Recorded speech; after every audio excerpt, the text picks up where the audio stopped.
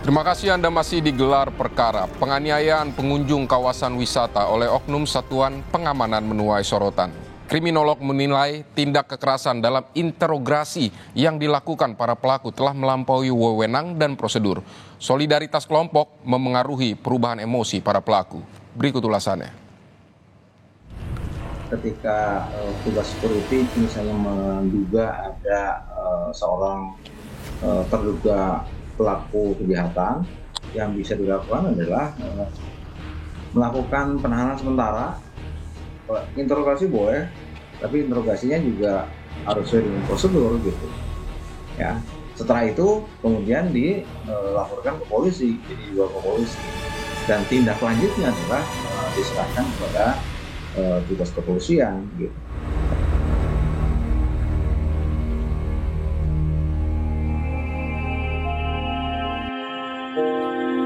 Menurut Dadang Sudiyadi, selaku kriminolog Universitas Indonesia, Satuan Pengamanan merupakan pihak yang membantu petugas kepolisian dengan wewenang terbatas dalam melakukan proses penyelidikan. Jika suatu hal mencurigakan ditemukan, Satuan Pengamanan wajib melaporkan hal ini kepada petugas kepolisian dan tidak dibenarkan melakukan kekerasan secara sepihak.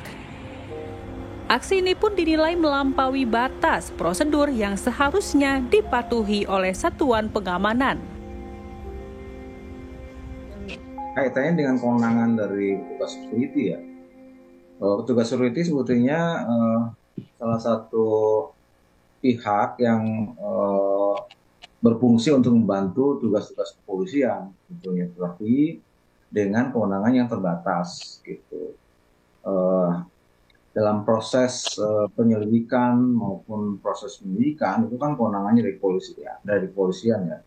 Sehingga ketika tugas security misalnya menduga ada seorang terduga pelaku kejahatan, yang bisa dilakukan adalah melakukan penahanan sementara.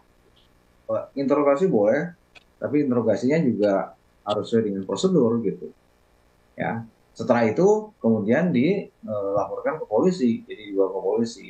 Dan tindak lanjutnya adalah diserahkan kepada tugas kepolisian gitu. Karena itulah yang acara yang harusnya dilakukan dalam konteks penyidikan terhadap tersangka pelaku kejahatan gitu. Apalagi Masih menurut Dadang, Satuan Pengamanan yang mencurigai adanya aksi tindak pidana dapat melakukan interogasi secara terbatas. Interogasi dan penyidikan secara mendalam merupakan wewenang pihak kepolisian.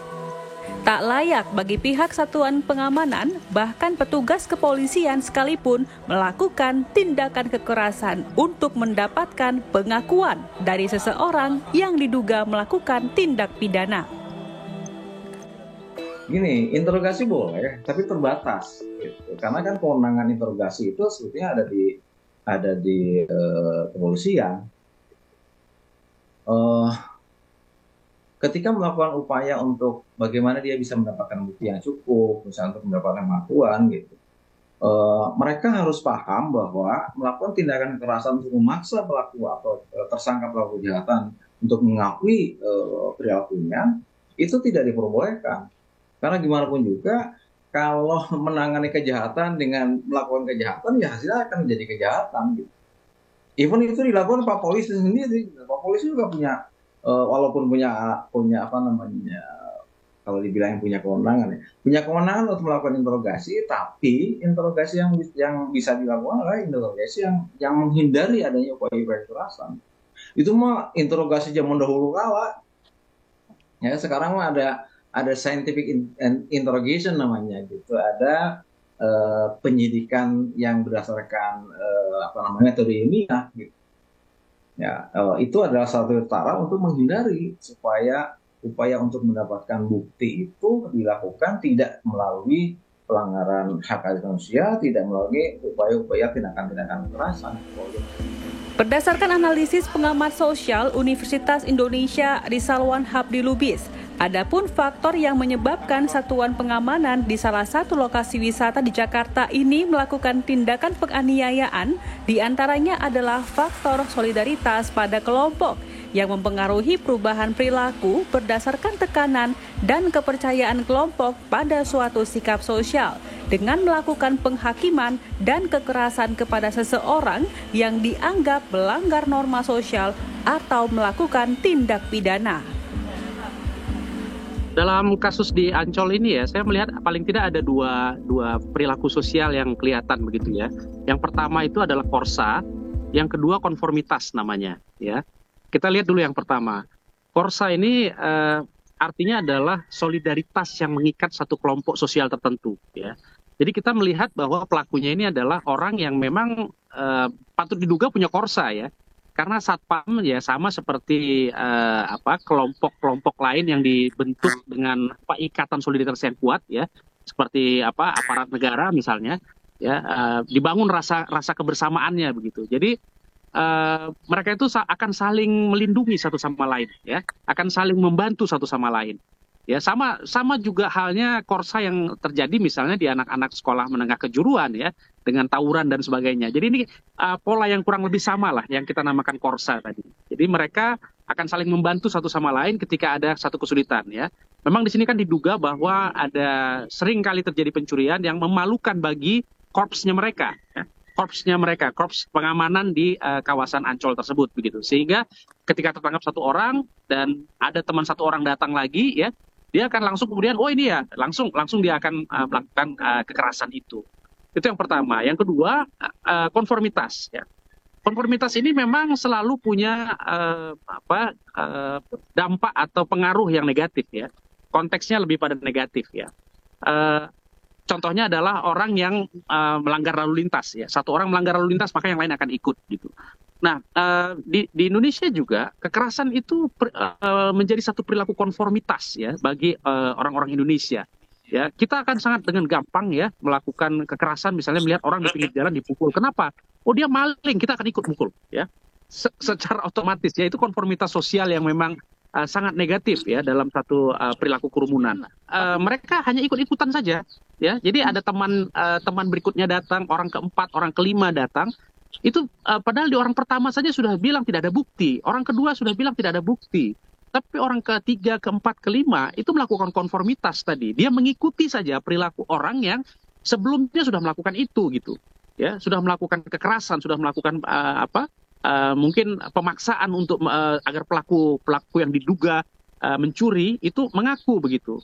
Tapi kan faktanya memang tidak, ya kita tidak tahu juga, bisa saja memang ada satu modus baru ya, dia berkelompok juga pelakunya, kemudian memberikan kepada temannya, kemudian barang buktinya hilang, bisa saja ya.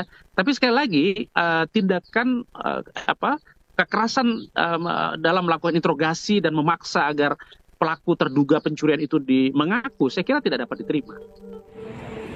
Melakukan penghakiman dan kekerasan pada seseorang tentu tidak dibenarkan, apalagi jika hal tersebut dilakukan oleh kelompok satuan pengamanan.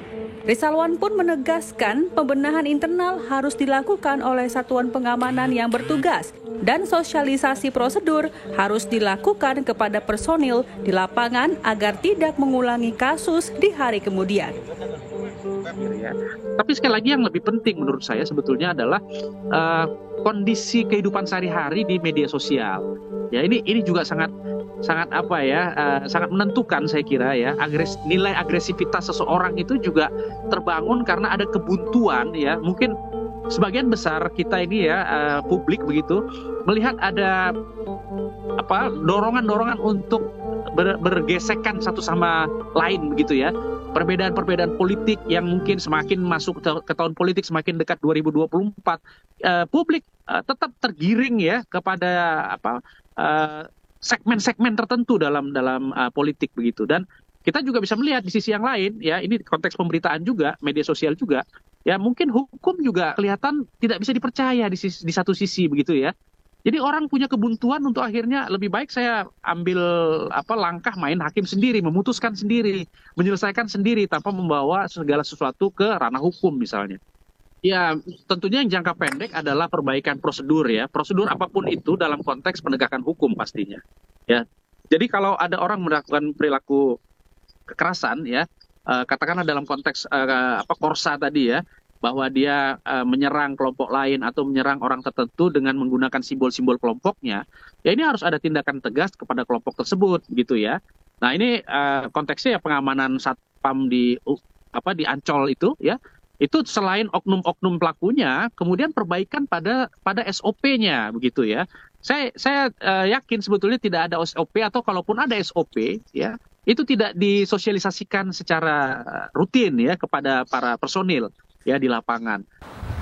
4 dari 5 orang pelaku kini sudah ditahan oleh pihak kepolisian, di mana 1 orang lagi tengah diburu oleh pihak kepolisian dan masuk dalam daftar pencarian orang. Polisi pun kini tengah mendalami motif lebih lanjut untuk menemukan titik terang. Pihak pengelola di Taman Wisata pun tengah melakukan pembenahan agar kasus tidak terulang lagi di masa yang akan datang. Intan Ashar, Sultoni, Kompas TV Jakarta.